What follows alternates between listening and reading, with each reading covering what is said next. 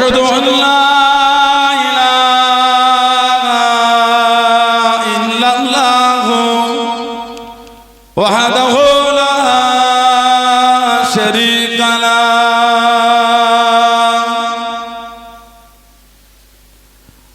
ونشهد أن سيدنا وحبيبنا ومولانا محمدا عبده ورسوله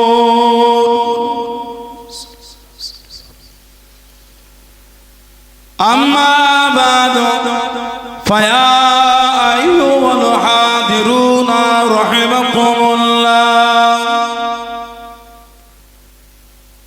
قال الله تعالى في كلام المزيد الفرقان الحميد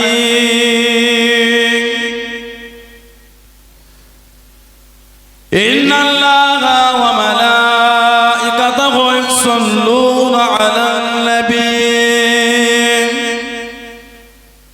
يا أيها الذين آمنوا صلوا عليه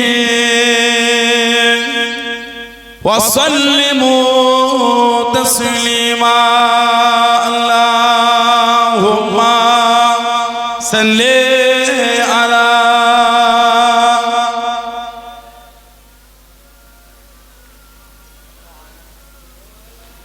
وعلى آل سيدنا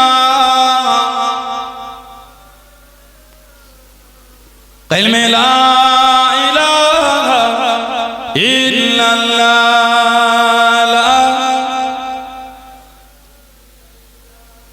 لا إله إلا الله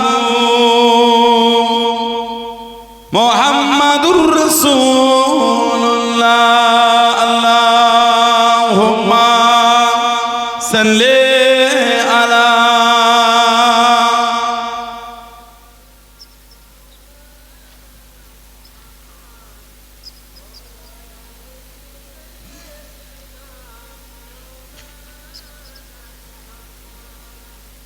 ایمانا گنبد خضرا کہ چہرے آسماں تو ہے ایمانا گنبد خضرا کہ چہرے آسماں تو ہے ایمانا گنبد خضرا کہ چہرے آسماں تو ہے ایمانا گنبد خضرا کہ چہرے آسماں تو ہے میرا ایمان کہتا ہے کہ جانے دو جگہ تو ہے میرا ایمان کہتا ہے کہ جانے دو جگہ تو ہے ایمانا گنبد خضرا کہ چہرے آسماں تو ہے خدا نے نور سے تیرے زمانے کو بنایا ہے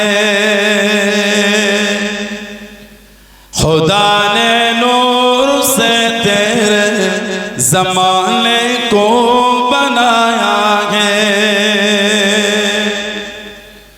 خدا نے نور سے تیرے زمانے کو بنایا ہے خدا نے نور سے تیرے زمانے کو بنایا ہے تو ہے شمس میں محفل اور وجہ کن فقا تو ہے تو ہے شمس میں محفل اور وجہ کن فقا تو ہے ایمانا گنبد خضرا کہ چہرے آسماں تو ہے ایمانا گنبد خضرا ایمانا گنبد خضرا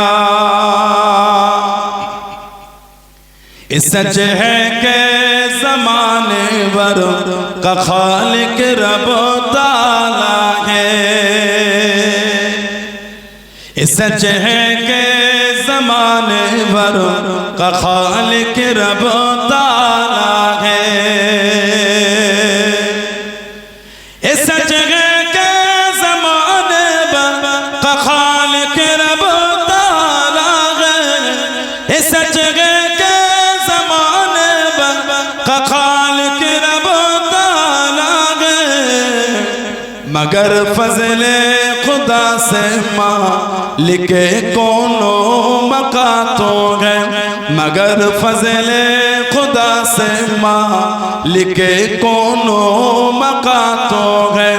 इमाना गुम्बदे खिज़रा, इमाना गुम्बदे खिज़रा, इमाना गुम्बदे खिज़रा के जेरे आसमां तो है। तेरे चौखटे पे झुकती है ज़मीन बादशाहें भी। तेरे चौखटे पे झुकती है ज़मीन बादशाहें भी। तेरे चौखटे पे झुकती है ज़मीन बादशाहें भी। तेरे चौखट पे झुकते हैं ज़मीन बादशाहें भी। हकीकत में मेरे आका नबी ये दो जगह का है। हकीकत में मेरे आका नबी ये दो जगह का है। इमाना गुम्बदे खिज़रा, इमाना गुम्बदे खिज़रा, इमाना गुम्बदे खिज़रा के जेरे आसमां तो है। मेरा ईमान कहता है कि जाने दो जगह तो है। अल्लाहुम्मा सल्ली अला मौलाना मुहम्मद व आले।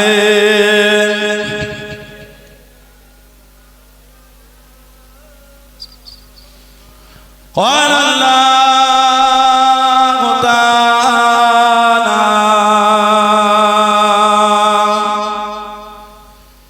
फ़ी क़लामिल मज़ीद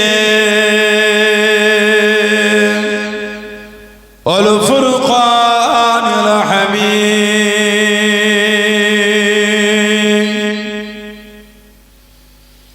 वमा अरसलनाका इल्ला रहमतन लिल आलमीन।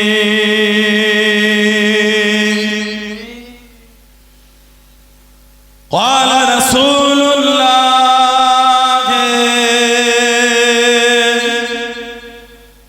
सल्लल्लाहु अलैहि वसल्लम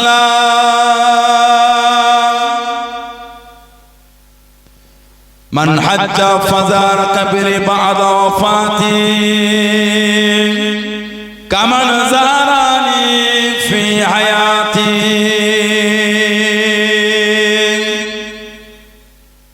प्यारे हाज़िराने मजलिस, আমার ईमानदार भाईरा, नेककार আল্লাহ ওয়ালা গনেরা, যুবকেরা, মুরব্বিয়ান, বাপজানেরা, সমবয়স্ক আমার নওজওয়ান গনেরা, আজকের আমাদের এই সুন্দর মাহফিলের তালদানা যে এই সুন্দর বাৎসরিক মাহফিলের একনিষ্ঠ কর্মী কমিটি সাহেবান গনেরা, বিভিন্ন গ্রাম বিভিন্ন পাড়া থেকে আগত আমার ফুলফুরা শরীফের মুজাদ্দিদুস আমার হুজুরের সিলসিলার মুরিদ মুতাকিদিন পাগল গনেরা, পর্দার আড়ালে অবস্থিত আমার মা ও বোনেরা, আজকের মাহফিলে সম্মানীয় অত্র এলাকার মসজিদের ইমাম সাহেব সহ সম্মানীয় উলামা হযরত গনেরা, আজকে মাহফিলে সম্মানীয় মেহমান দরবারে ফুরফুরা শরীফ থেকে আগত আওলাদে মুজাদ্দিদুজ জামান আব্বাজান হুজুর পীর কিবলা খিদমতে এসে হাজির হয়েছে। আমি অধম গুনাহগার,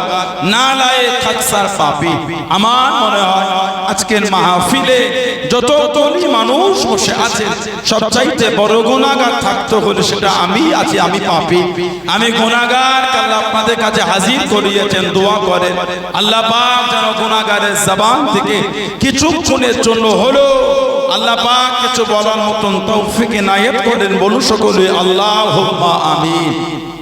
তার সাথে সাথে আল্লাহ পাক আপনাকে এবং আমাকে উভয়কে শুনে এবং বলে আমল করার তৌফিক ইনায়েত করেন। বলুন সকলে আল্লাহুম্মা আমিন।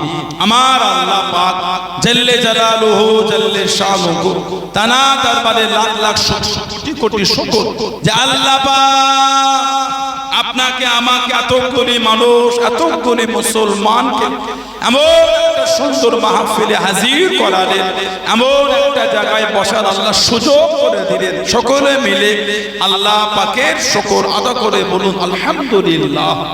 এটা ভালোবাসা বলা গেল না? এমন একটা জায়গা আল্লাহ আমাদের বসিয়েছেন, এমন একটা মাহফিল আল্লাহ পাক আপনাকে আমাকে বসার একটু সুযোগ করে দিলেন। আল্লাহ পাক ভালোবেসে একটু বসার জায়গা করে দিলেন, এমন একটা মাহফিল।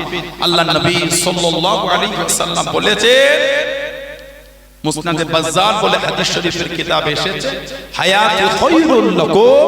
আমি নবী সাল্লাল্লাহু আলাইহি ওয়াসাল্লাম তোমাদের মধ্যে থাকাটা তোমাদের জন্য উত্তম। ওয়াফাতি খায়রুল লাকুম।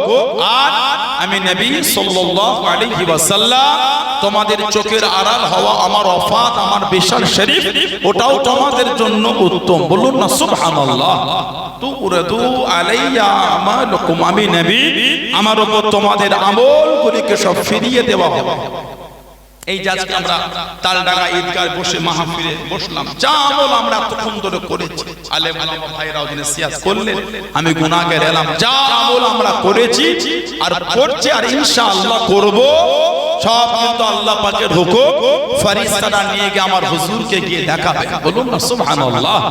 আল্লাহর নবী নিজে বলেছেন, তুরদু আলাইয়া আমালুকুম। আমি নবী আমার উপর তোমাদের আমলগুলিকে সব ফিরিয়ে দেওয়া হবে। ফামা রাআইতু মিন খায়রিন। আমি রাসূল যখন তোমাদের ভালো ভালো আমলগুলিকে দেখব, তার মানে আমাদের আমলগুলিও নবী দেখেন। বলুন না সুবহানাল্লাহ। বললেন আলহামদুলিল্লাহ। আমি যখন তোমাদের ভালো ভালো আমলগুলিকে দেখব, হামিদুল্লাহ আলাইহি। আমি নবী তোমাদের ভালো ভালো আমল দেখে আল্লাহ পাকের শুকরিয়া আদায় করতে থাকবো। বলুন না সুবহানাল্লাহ। ওমা রাআইতু মিন শাররিন।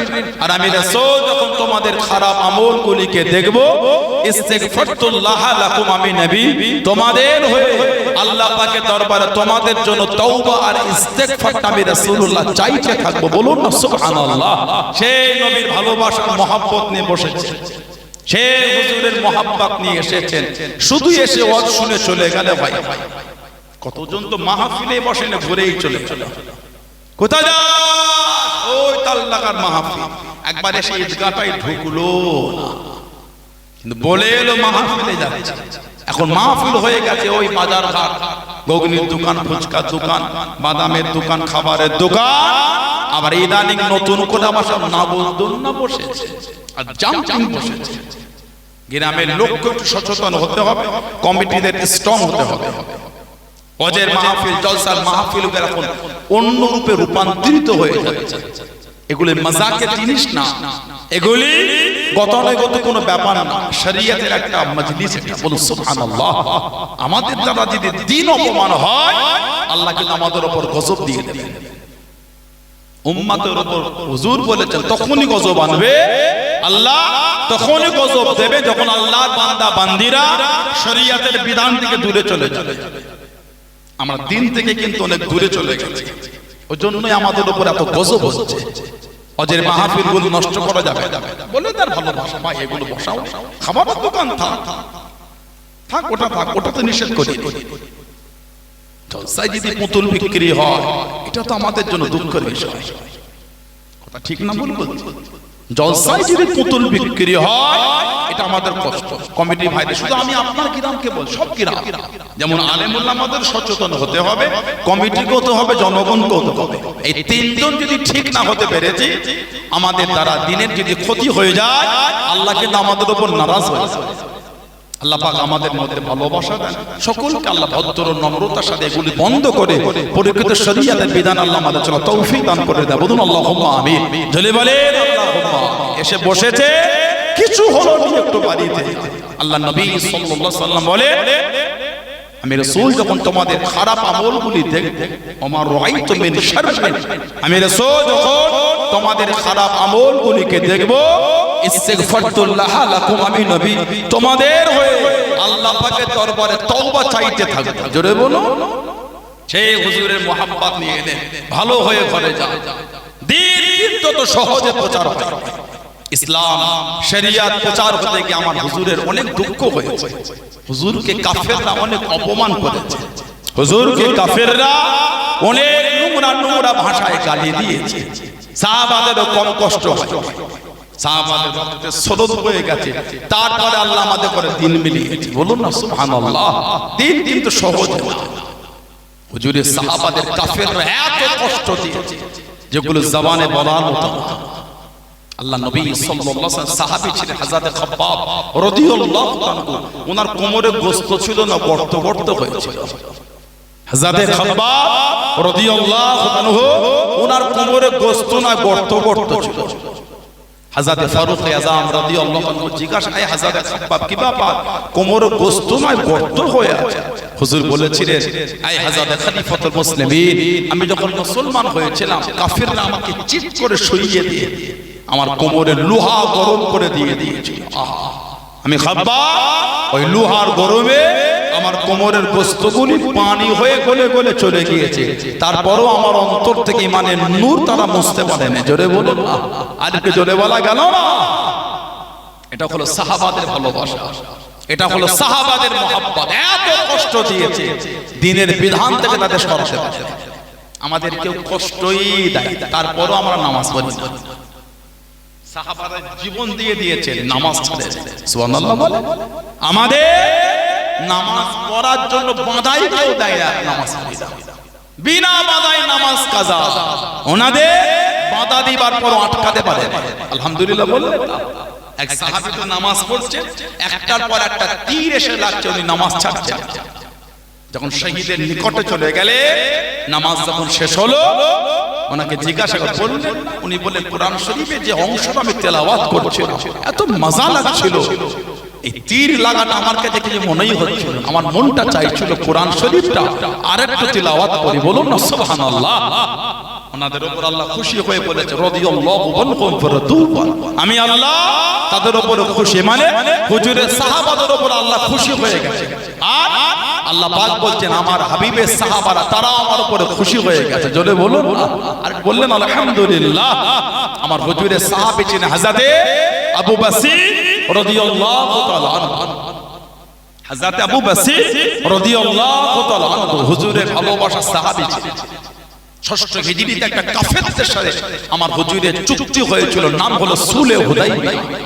সুলে হুদাইবিয়া, হুজুরের সাথে কাফেরদের একটা সন্ধি হলো, একটা চুক্তিপত্র হয়েছিল।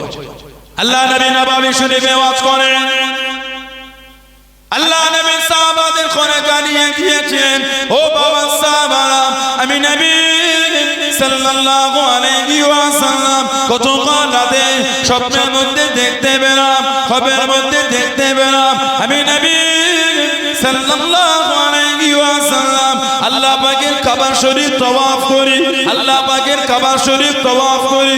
সাহাবারা জানিয়ে দেন, ইয়া রাসূলুল্লাহ, আমি আল্লাহ পাকের নবী কতদিন কাবা শরীফে যাই নাই, কতদিন কাবা শরীফটা দেখি নাই, একটু যদি জেনেন আল্লাহর কাবাটাকে তওয়াফ করতাম, সামনে থেকে থেকে একটু জিয়ারত করতাম, সামনে থেকে ইবাদত করতাম। আল্লাহ নবী হাও বলেন নাই, নাও বলেন নাই। সাহাবাদের মুখে মুখে, সাহাবাদের কানে কানে খবরটা পৌঁছে গেল। আল্লাহ নবী সাল্লাল্লাহু আলাইহি ওয়াসাল্লামের দরবারে আল্লাহ নবীর কাছে হাজির হয়ে গেলেন। হুজুর আপনি কবে যাবেন? আল্লাহ নবী জানিয়ে দেন, ও আমি নবী সাল্লাল্লাহু আলাইহি ওয়াসাল্লাম হাও বলে নাই নাও বলে নাই, হুজুর একটু যদি যেতেন। আল্লাহ নবী 1,500 সাহাবাকে নিয়ে টুকটুক করে বার হয়ে গেলেন। জোরে বলুন সুবহান। নবীদের স্বপ্ন হলো সত্যি। হুজুর স্বপ্ন দেখছেন কাবা শরীফ তাওয়াফ করে। হুজুর যেই বলেছেন সাহাবারা বলে হুজুর চলেন না কাবা শরীফে যান। হিজরাতের 6ষ্ঠ বছর হুজুর বার হলে প্রথমে হুজুর গেলেন যুলহুলাইফা। এটা হলো মদিনা শরীফের মিকাত। মিকাত মানে হলো সীমানা, একটা নির্দিষ্ট জায়গা। মিকাত হলো একটা নির্দিষ্ট সীমানা জায়গা। আমরা ভারতবাসী, আমাদের মিকাতের নাম হলো ইয়ালাম। উলামা হাজরাতরা জানেন, বা যারা হজ আর উমরা ট্রেনিং এ বসেন তারা জানেন আমাদের মিকাতের নাম ইয়ালাম। মানে ভারতের লোক যদি হজ করতে যায় বা উমরা করতে যায়, এই ইয়ালাম নামের আগে তাকে ইহরাম করে নিতে হবে। এই ইয়ালাম নাম যদি বিনা ইহরামে অতিক্রম করে হজ বা উমরার জন্য ওই ব্যক্তিটাকে একটা দম দিতে হবে, মানে একটা পশুকে জবাই করতে হবে।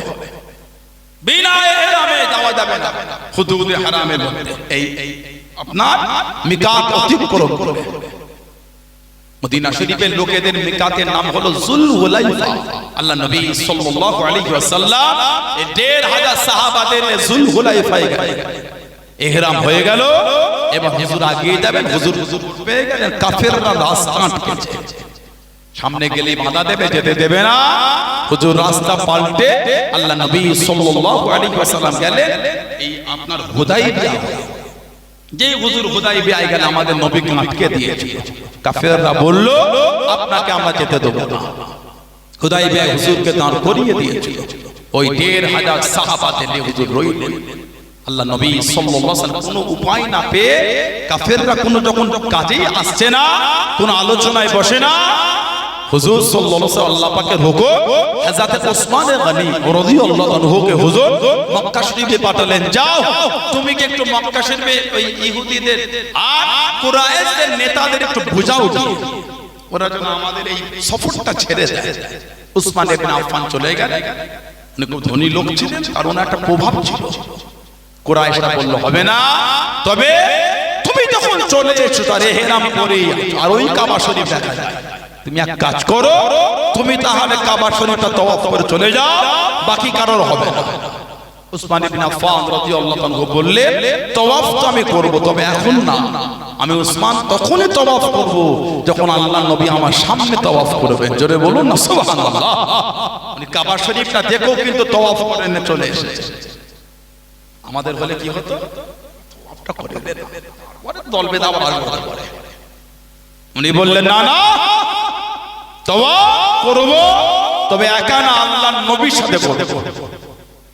আল্লাহ নবী সাল্লাল্লাহু আলাইহি ওয়াসাল্লাম কাফেরদের চুক্তি হলো, এই চুক্তির মধ্যে একটা চুক্তি ছিল, এবছর যাওয়া হবে না, আগামী বছরে আসবে, আর 3 দিনে বেশি থাকতে দেব। পরের বছরে যে আসবে 3 দিন। আল্লাহ নবী শব্দ মিছিল দিতে বার হয়ে গেলেন। কাবা শরীফের কাছে কাছে চলে গেলেন, কাবা শরীফের সামনে চলে গেলেন। মক্কার কুরাইশরা আল্লাহ পাকের কাবা শরীফ কানা ঘিরে রেখে দিয়ে দেন। আল্লাহ নবী জানিয়ে দেন, আল্লাহ নবী শুনিয়ে দেন, ও বাবা সাহাবী, ও বাবা সাহাবী, তুমি কবিতা বলো বাবা, তুমি কবিতা বলো বাবা, তুমি কবিতা বলো বাবা। কবিতা শুরু হয়ে গেল, কবিতা বলতে লাগেন, কবিতা পড়তে লাগেন। আচ্ছা তোমার রাদিয়াল্লাহু তাআলা আনহু কাছে কাছে জানিয়ে নেন, পাশে গিয়ে জানিয়ে নেন, কবিতা বন্ধ করো, কবিতা বন্ধ করো। আল্লাহ নবী জানিয়ে দেন, ও সাহাবী ওমর, কবিতা বলতে বারণ করো না, কবিতা বলতে মানা করো না। আমার সাহাবী কবিতা বলার জন্য যে শব্দগুলো চয়ন করে নিয়েছে, মক্কা কাফেরদের দিনের মধ্যে, মক্কা কাফেরদের দিনের মধ্যে আমার সাহাবীর কবিতা খানা তীরের মতো আঘাত করে। চলে বলুন সুবহান, আর একটু চলে বলুন সুবহান। তুমি কবিতা বলতে মানা করছো, যে শব্দ যে ভাষাগুলো চয়ন করে কবিতা বলে, আমার আব্দুল্লাহ ইবনে রাওয়াহা ওর ওই শব্দগুলো কাফেরদের অন্তরে তীরের মতন ধাক্কা দিচ্ছে। বলুন না সুবহানাল্লাহ। আব্দুল্লাহ ইবনে রাওয়াহা উনি 8ম হিজরিতে শহীদ হয়েছিলেন জঙ্গে মুতা বা মাউতার যুদ্ধ। হেরাক্লির বাদশা রোমকদের বিরুদ্ধে একটা যুদ্ধ হয়েছিল, যে 8ম হিজরিতে 3 জন সাহাবা একসাথে গিয়ে মুসলমান হয়েছে। হযরত খালিদ বিন ওয়ালিদ, হযরত উসমান ইবনে তালহা আর হযরত আমর ইবনুল আস রাদিয়াল্লাহু তাআলা আনহুম আজমাইন। হযরত উসমান ইবনে তালহা ওনার কাছে কাবা শরীফের চাবি ছিল। আল্লাহ নবী সাল্লাল্লাহু আলাইহি ওয়াসাল্লাম বলেন, এই উসমান ইবনে তালহা কাবা শরীফের চাবিটা আমাকে দাও। উনি বলেছিলেন হবে না। আমার হুজুর বলেছিলেন একটা সময় আসবে দেখবে যেদিন কাবা শরীফের চাবিটা আল্লাহ আমার হাতে দিয়ে দেবেন। জোরে বলুন না সুবহানাল্লাহ। হযরত আব্দুল্লাহ ইবনে রাওয়াহা ওই যুদ্ধের সেনাপতি 3 জনের মধ্যে উনি একজন ছিলেন। হুজুর সাল্লাল্লাহু আলাইহি ওয়াসাল্লাম সাহাবাদের পাঠিয়েছিলেন 3000 আর সেনাপতির দায়িত্ব ছিল 3 জনের। 1 নম্বরে ছিল যায়েদ ইবনে হারেসা রাদিয়াল্লাহু তাআলা আনহু। হুজুর বলেছিলেন উনি শহীদ হয়ে গেলেন। 2 নম্বরে ঝান্ডা তুলবে আমার জাফর ইবনে আবি তালিব, আমার নিজের চাচা ছেলে রাদিয়াল্লাহু আনহু। আর 3 নম্বর আব্দুল্লাহ ইবনে রাওয়াহা। হযরত আব্দুল্লাহ ইবনে রাওয়াহা যখন বাড়ি এসেছিল, মানে প্রথম দুটো সেনাপতি শহীদ হয়ে গেছে।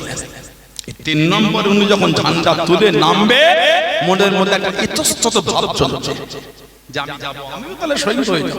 এই যে মনের অবস্থা, সঙ্গে সঙ্গে হুজুর মনকে কবিতা বলতে শুরু করলেন, রে মন শহীদ তোকে হতেই হবে। বলুন না সুবহানাল্লাহ। মন শহীদ তোকে হতেই হবে। তুই যদি আজকের এই যুদ্ধের ময়দানে স্বেচ্ছায় যদি না যাস, তোকে জোর করে নিয়ে যাওয়া হবে, তবে শহীদ তোকে হতেই হবে। একটা নাপাক পানি তুই তৈরি, তোমার আমার তো অহংকার কিসে? নিজে নিজেকে কবিতা শোনাচ্ছে, অন্যকে নাই, নিজেকেই বলছে।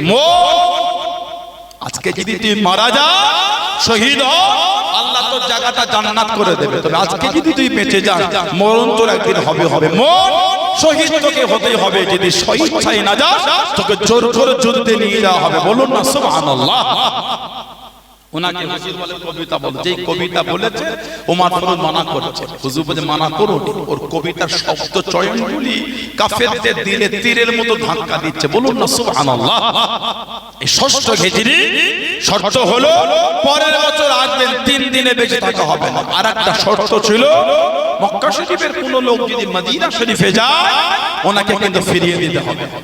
তবে মদিনা শরীফের কোন লোক যদি আমাদের মক্কা শরীফে চলে আসে, ওনাকে আমরা ফিরিয়ে দেব না। সোশ্যাল সাইটে নেটে দেখে একটা মুসলিম মেয়ে অন্যজনের সঙ্গে বার হয়ে চলে গেল। পুরো একদম মেইনস্ট্রিম মিডিয়াগুলো খবরগুলো কভার করছে, অমুক জায়গায় মুসলিম মেয়ে অন্য ধর্ম কবুল করে সে বিবাহ করেছে, ধর্ম চেঞ্জ করেছে।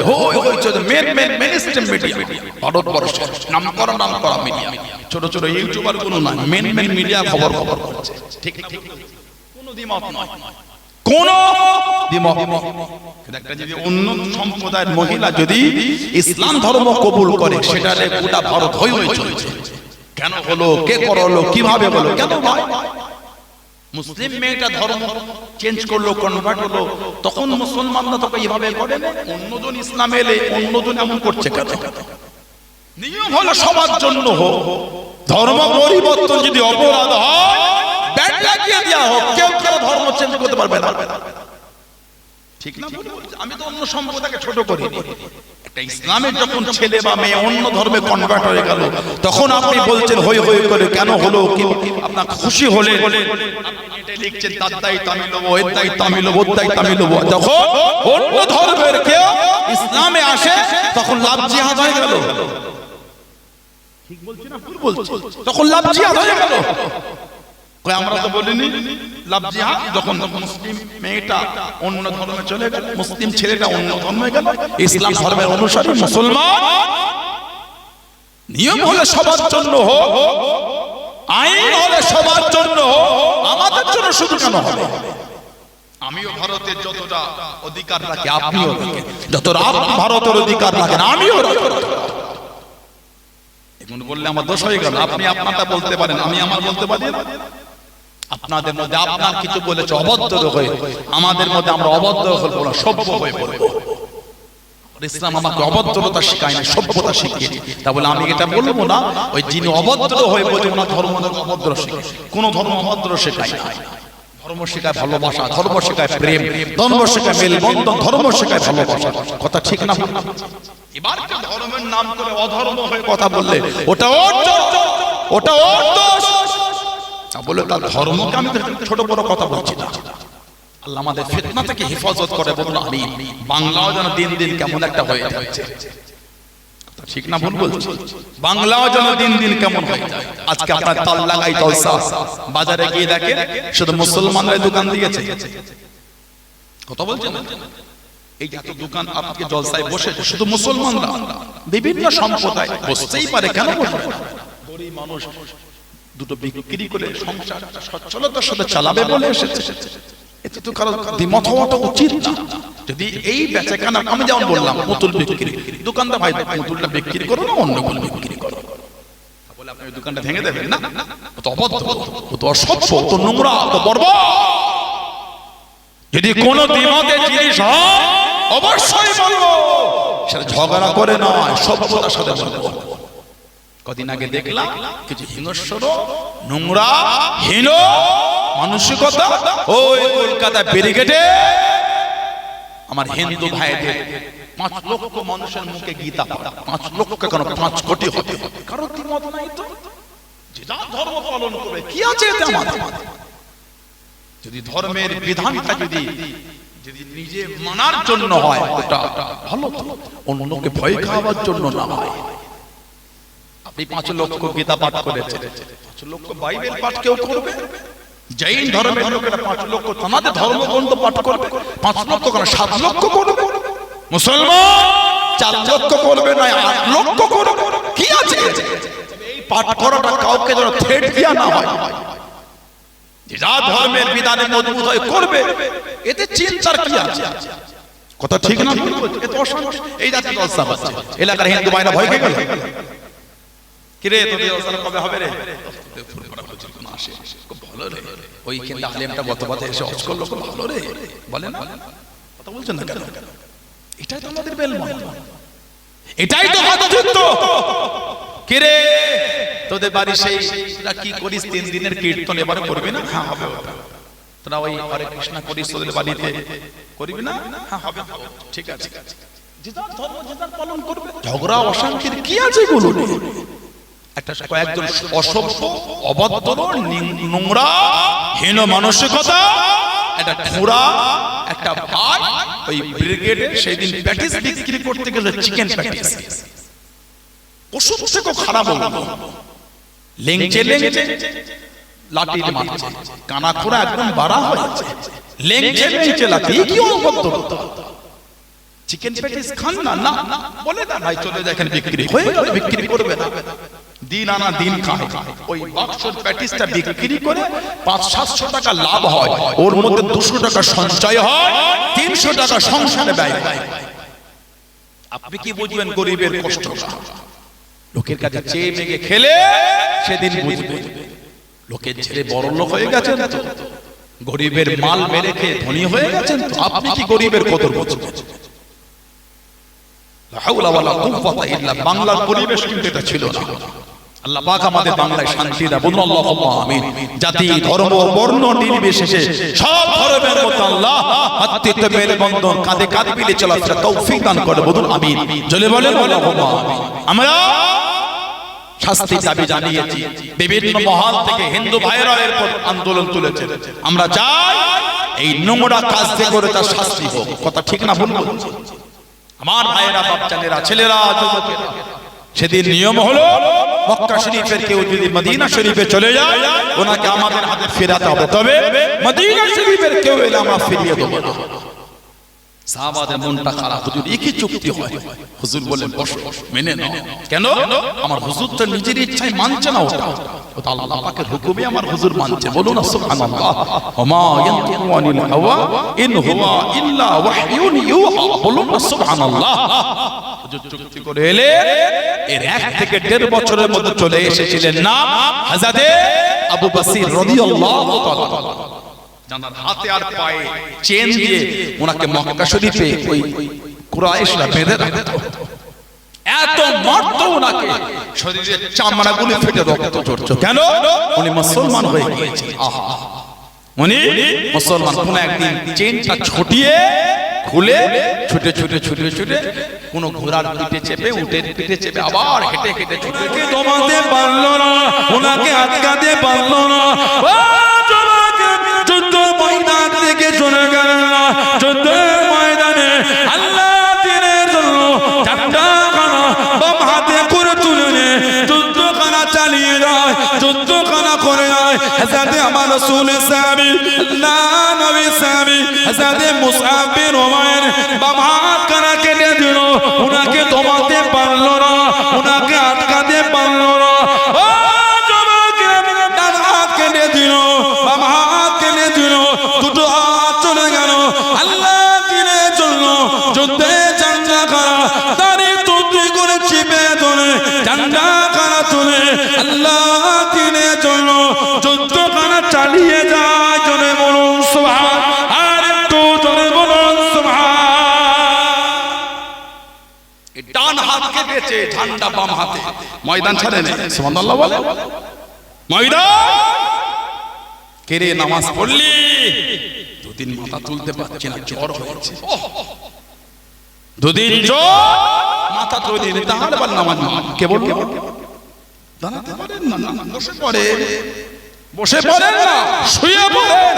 ইশারায় নামাজ পড়েন, মনে মনে হাতটা বেঁধে যেন মনে করছেন আমি রুকুতে। সুবহান রাব্বিয়াল আযীম, সুবহান রাব্বিয়াল আযীম, সুবহান রাব্বিয়াল আযীম, সামিআল্লাহু লিমান হামিদা, আল্লাহু আকবার। সিজদা শুয়ে আছে কিন্তু মনে মনে হচ্ছে এটা তাসবিহ জবানে পড়তে হবে। সুবহান রাব্বিয়াল আলা, সুবহান রাব্বিয়াল আলা, সুবহান রাব্বিয়াল আলা, আল্লাহু আকবার। আবার সিজদা, আল্লাহু আকবার, সুবহানাল্লাহ। নড়ছেন না কিন্তু মনে মনে হচ্ছে সিজদা। ইশারা করেন, আল্লাহ পাক তো সুযোগ রেখেছে। সুবহানাল্লাহ আজরে বলবেন না কিন্তু নামাজ না। ডান হাত কেটে যে ঝান্ডা বাম হাতে, আহা বলুন না সুবহানাল্লাহ। ডান হাত কেটে বাম হাতে, বাম হাত কেটে যে দুটো হাত না। হযরতে মুসআব বিন উমাইর রাদিয়াল্লাহু তাআলা 40 বছরের সাহাবী। হুজুরের সাহাবা সংখ্যা কম বেশি 1.5 লক্ষ। এই 1.5 লক্ষের মধ্যে উনি একা, 1.5 লক্ষের মধ্যে একা আল্লাহর দ্বীনের জন্য কাটা হাত দিয়ে ঝান্ডাটাকে টিপে এই দাঁড়িয়ে থুতনির নিচে দিয়ে দাঁড়িয়ে বুকের মধ্যে চিপে ধরে মুখটাকে ঘুরিয়ে ঝান্ডা কাট করে তুলে তখনও দ্বীনের জন্য যুদ্ধ করে যাচ্ছে। জোরে বলো, আর একটু জোরে বলা গেল না?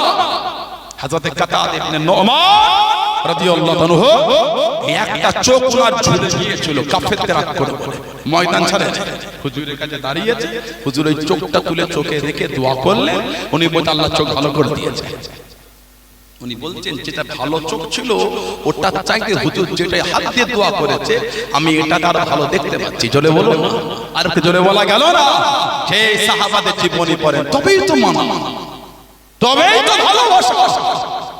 তোরা বাড়ি হয়ে গেল, ধনী হলেন, গাড়ি কিনেছে, জমি জায়গা কিনেছে, আর জমিনে পা ঠেকছে না, এটা হাওয়ায় উড়ে উড়ে ঘুরে বেড়াচ্ছে। জানবে আল্লাহ দরবারে দিতেও সময় লাগে না, নিতেও লাগে না। কোন সঙ্গে সঙ্গে ছায়া কোন ভিখারি হয়ে যাবে। ইতিহাস দেখে দেখে যান কত জমিদার লোকের কাছে ভিক্ষা করে লাশ জীবন কাটিয়েছে। আপনি তো 3টে গাড়ি কিনে ভেবেছেন ভারতের গোটা ভারতের ধনী আমি।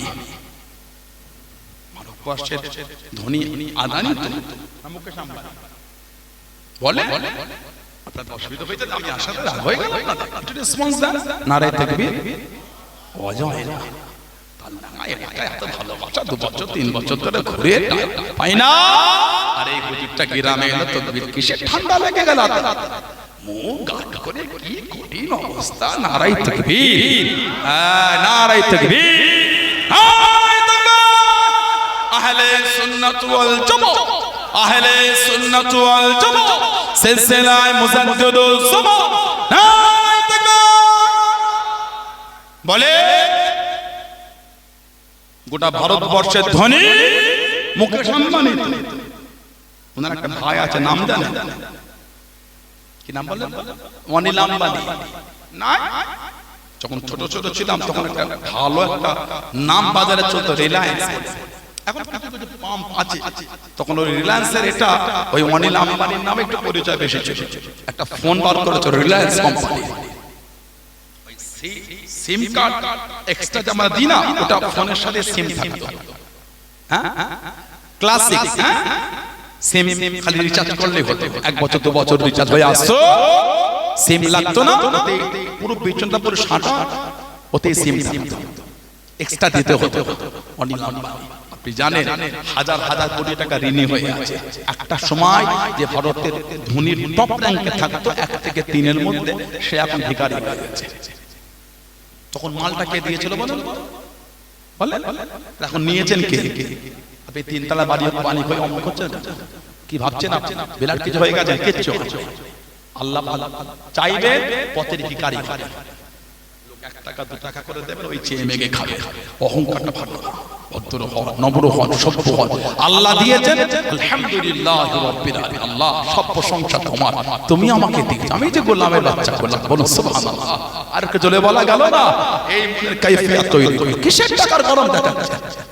আপনাদের এলাকায় তালডাঙ্গা, এই গাদামারা, পাবদারা, কদমা, এই অদ্দ চচ্চরে, রাজবেড়ে, এসব এলাকায় বিয়ে শাদী হলে চটে বসিয়ে খেতে দেয়। চটে বসিয়ে খেতে দেয়, এটা আমার দিকে তাকা দেয় বলে মনে হয় আপনাদের? না, দিলে বসবে, চট দিলে বসবে, বিয়ে বাড়ি বসবে বলে মনে হয়। চেয়ার টেবিল করে বসতে চাই না, বাড়িওয়ালা ভাই বসে জানা ভাই কাজ আছে, ঘুরে দেখি না ভাই, বস না ভাই, খেয়ে নে না, আর বসছি 4 বার খোসামতি পরে বসেছে খেতে।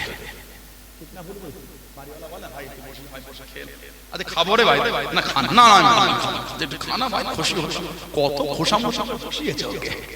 আর আজকে জলসা হলো, কাউকে বলতে হয় না, টুক টুক টুক টুক করে ওয়াজ হচ্ছে, সব লোক কোটিপতিটা এসে চটে বসে গেল। কেন জানেন?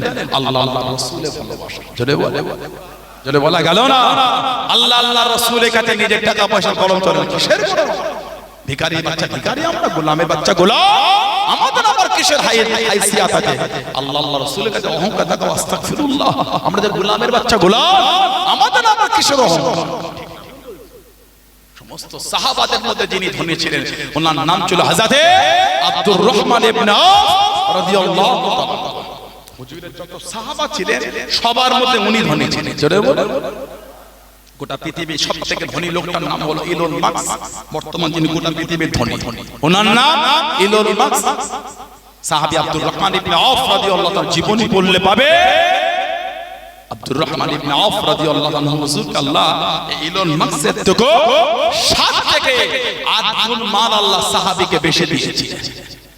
আর জোরে বলা গেল না, ইন্তেকালের আগে 4 লক্ষ দিরহামের একটা খাজুরের বাগান আমার হুজুরের আহলি আমাদের আম্মা জানদের করে হাদিয়া করে গেছেন। বলুন না সুবহানাল্লাহ। আর স্ত্রী ছিল 4টে। কটা? 4টে স্ত্রী উনার। এখন তো এটা নিয়েও কত রকম টিটকিরি চলে। কি রে তোদের তো 4টে বিয়ে চলে? হ্যাঁ আলহামদুলিল্লাহ, এটা আমরা গর্বিত, আমরা খুশি, আমার শরীয়তের বিধান। আল্লাহ 4টে বিয়ে যায়, 4টে করতে হবে, ওটা না। আমরা আলহামদুলিল্লাহ একটাই খুশি, বলুন আলহামদুলিল্লাহ। আল্লাহ আমাদের প্রত্যেককে স্বামী স্ত্রী ভালোবাসা দেন, বলুন আমিন, বলুন আল্লাহুম্মা আমিন। 4টে যায় তবে আলহামদুলিল্লাহ আমরা এক স্ত্রীতে খুশি, কিন্তু ইসলাম আমাকে 4টে পারমিশন দিয়েছে। আমাদের 4টে যায়, তাতেই কত রকম কি হয়ে গেল। কতজন 4000 অবৈধ রেখে বসে আছে। 4টে বৈধ ভালো না, 4000 অবৈধ ভালো? আমার দিকে তাকা। কদিন বছর দেড়েক আগে সে কোন রাজ্যের একটা মন্ত্রীর ছেলে, তার কাছে পেন ড্রাইভ পাওয়া গেল, 1000 মহিলার উলঙ্গ ভিডিও পাওয়া গেছে। এই বছর দেড়েক আগে কোন রাজ্যের মন্ত্রী, তার কাছে 1000 কম বেশি উলঙ্গ মহিলার ভিডিও পাওয়া গেছে। নোংরা কাজ চালাচ্ছে। মুসলমানের 4টে বিয়ে থেকে বুক চচ্চর করছে, ইসলামটাকে গালি দিচ্ছ, ওগুলোকে কে আটকাবে?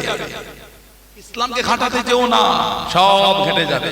ইসলামের ইজ্জত আল্লাহ দিয়েছে। জোরে বলে, আর একটু জোরে বলা গেল না, আর একটু জোরে বলা যাবে না। আমার ভাইয়েরা বাচ্চা হযরত আব্দুর রহমান ইবনে আওফ রাদিয়াল্লাহু আনহু, ওনার স্ত্রী ছিল 4টে। এত দিনার রেখে গেছিলেন, দিনার টাকা। এক একটা স্ত্রী ইন্ডিয়ান রুপিতে ভাগ পেয়েছেন 300 কোটি করে। আর একটা বর্ণনা আছে এক একটা বউ ভাগ পেয়েছে 400 কোটি করে। জোরে বলে তাহলে কত টাকার মানি? এত স্বর্ণ রেখে গেছিলেন, সোনা গোল্ড। ওই ফজরের পরে কুড়ুল দিয়ে কাটা শুরু হয়েছে, আত্মীয়দের মধ্যে ভাগ হবে। স্বর্ণ কাটা হচ্ছে কুড়ুল দিয়ে, কুড়ুল দিয়ে কাটে। জোহর হয়ে গেছে তখনও কাটা চলছে। আর যারা যারা কুড়ুল দিয়ে কেটেছিল ওদের হাতে ফুসা উঠে গেছে। এত ধনী ছিলেন সাহাবা। আল্লাহ নবী ইসলামের প্রথম যুদ্ধ চলে গেলেন। ও যুবকেরা, সিজদা পড়ে গিয়ে জার হয়ে গেলেন, চোখে পানি ফেলে ফেলে গেলেন। ও রাব্বিল্লাহ, আজকে দিনে যদি গেলে যায়, দিন মানার কেউ থাকবে না, ইসলাম মানার কেউ থাকবে না। আল্লাহ আপনার ওয়াহাদানিয়াত মানার কেউ থাকবে না। আমি নবী, আমাকে মানার কেউ থাকবে না। ইসলামের ঝান্ডা তোলার কেউ থাকবে না। ও যুবকেরা, আল্লাহ নবী জার হয়ে গেলেন। হযরত আব্দুর রহমান ইবনে আওফ রাদিয়াল্লাহু তাআলা আনহু আল্লাহ নবী সাল্লাল্লাহু আলাইহি ওয়াসাল্লামের কাছে যে দাঁড়িয়ে গেলেন, পাশে যে দাঁড়িয়ে গেলেন, মাথা থেকে পা পর্যন্ত একটি জায়গাতে চিরাতর লাগাতে রক্তকণা ঝরে, রক্তকণা টপকায়। আল্লাহ নবীর কাছে যে দাঁড়িয়ে গেলেন, ইয়া রাসূলুল্লাহ, হাবিবাল্লাহ, ইয়া রাসূলুল্লাহ, হাবিবাল্লাহ। আল্লাহ পাকের নবী সাল্লাল্লাহু আলাইহি ওয়াসাল্লাম, বেয়াদবি মাফ করুন, গুস্তাখিটা ক্ষমা করুন। আমি আব্দুর রহমান ইবনে আওফ শরীরের মধ্যে এক ফোঁটা রক্ত থাকা পর্যন্ত এই জমিন আপনাকে একা রেখে যাব না। জোরে বলুন সুবহান, আর একটু জোরে বলুন সুবহান। মাথা থেকে পা পর্যন্ত 31 জায়গায় তীর আর তলোয়ার। তখনও বলছে, হুজুর শরীরে এক ফোঁটা রক্ত থাকা পর্যন্ত পাশে দাঁড়িয়ে হুজুর যুদ্ধ করে যাও। জোরে বলে এটা হলো ঈমান, এটা হলো মানা, এটা হলো মুহাব্বত। আল্লাহ আমাদের বোঝার তৌফিক দান। আল্লাহ আমাদের করে শরীয়তের বিধানে মজবুত রাখেন। বলুন আমিন। আল্লাহ আমাদের প্রত্যেককে আল্লাহ আমাদের মা বোনদের দ্বারা 5 ওয়াক্ত নামাজ আল্লাহ কায়েম করিয়ে দেন। বলুন আল্লাহুম্মা আমিন। জোরে বলে আল্লাহুম্মা আমিন। একটু দুরূদ শরীফ আল্লাহু আকবার।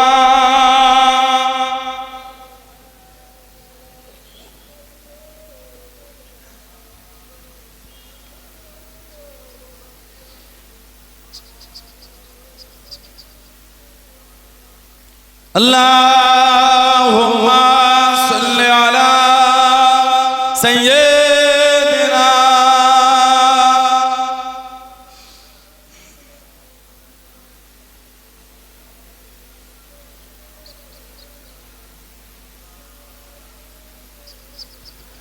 তুকজা মানু